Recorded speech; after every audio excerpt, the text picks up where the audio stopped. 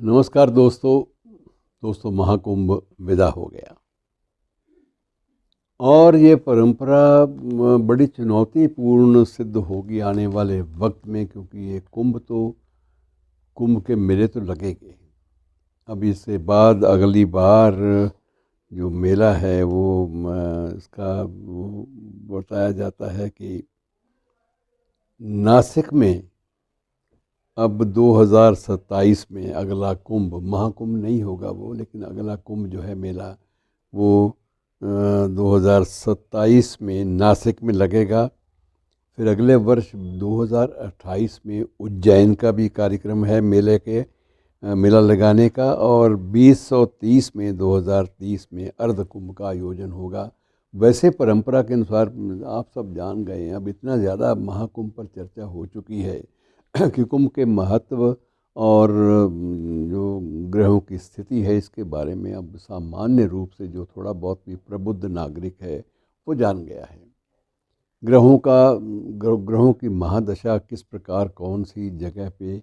इस कुंभ का निर्णय लेगी ये बात हमें नहीं मालूम, लेकिन अंतरिक्ष विज्ञान और ज्योतिष विज्ञान, खगोल विज्ञान, इन सबको मालूम है।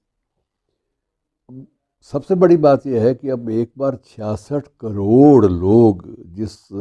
मेले में अमृत की एक बूंद के एक छींटे की तलाश में, छींटा भी क्या, एक छींटे में पता नहीं लाखों या करोड़ों लोग उस जल को पवित्र मानने लगते हैं,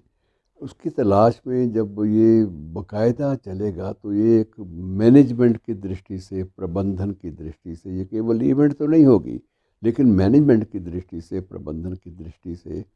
हर कुंभ आने वाले समय में एक चुनौती के रूप में सामने होगा।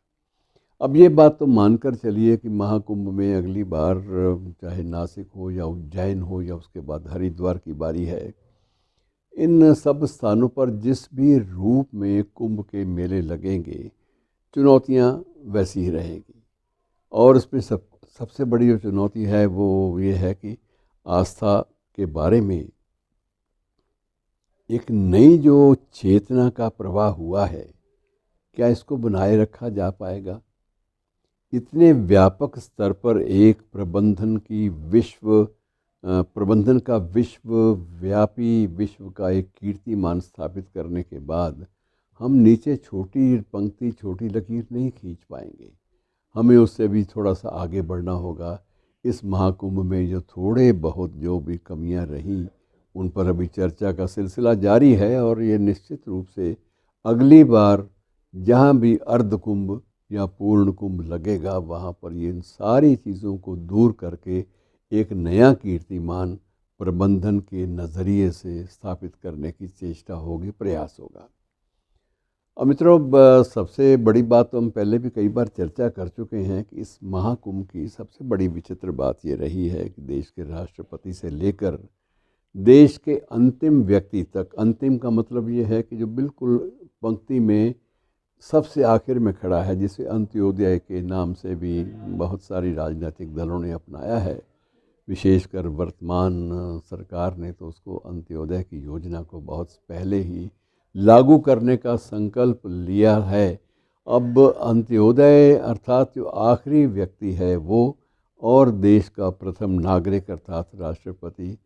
सभी इस मेले में उसी जल में स्नान करने के लिए आए जिस जल में स्नान करने का पुण्य प्राप्त करने का जो एहसास है वो आम जन, सामान्य जन को भी मिला। करोड़ों लोग अपने सिरों पे अपना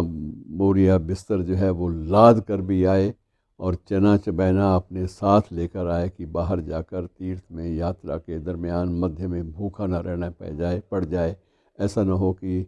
कहीं भी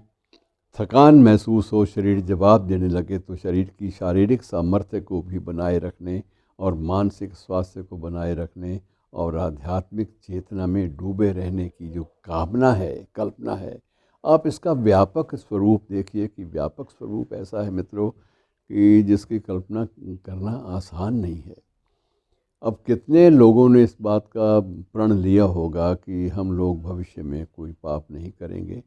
हम भविष्य में कोई बुरा काम नहीं करेंगे, कितने लोग अपने अपराधी मनोवृत्ति को वहाँ छोड़कर आ पाए होंगे, लौट पाए होंगे, कुछ नहीं कहा जा सकता। आप आंकड़ों का हिसाब तो ले लेंगे, इतना सरकारों ने खर्च किया और इतना सरकारों को आय हुई और इतना इसका जो है लाभ अगली योजना के लिए सरकारों को मिला, इस बात के आंकड़े तो आप तैयार कर लेंगे। लेकिन आस्था के संबंध में जो आंकड़े हैं वो तैयार करना, वो उनको उनकी व्याख्या करना या उनका संयोजन करना, उनका संपादन करना आसान नहीं रहेगा। और ये सारे जो प्रश्न हैं ये सारे इस बात के द्योतक हैं कि क्या वाकई हमारे देश की, जिसकी देश की आबादी का आधा हिस्सा, लगभग आधा हिस्सा इस कुंभ में स्नान करने के लिए उमड़ा, क्या हमारे देश से वाकई आपराधिक मनोवृत्ति और जो बुराइयां हैं, जो पाप हैं, जिनको हम पाप समझते हैं कि ये काम जो करना पाप है, ऐसी जो व्याख्याएं हम अब तक अधर्म को, पाप को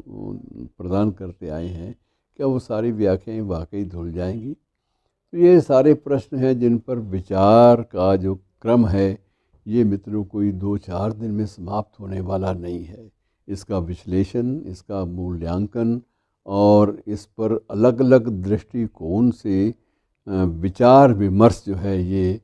आने वाले किसी भी कुंभ मेले तक ये चलेगा और उसके बाद नई चुनौतियों का सिलसिला शुरू होगा।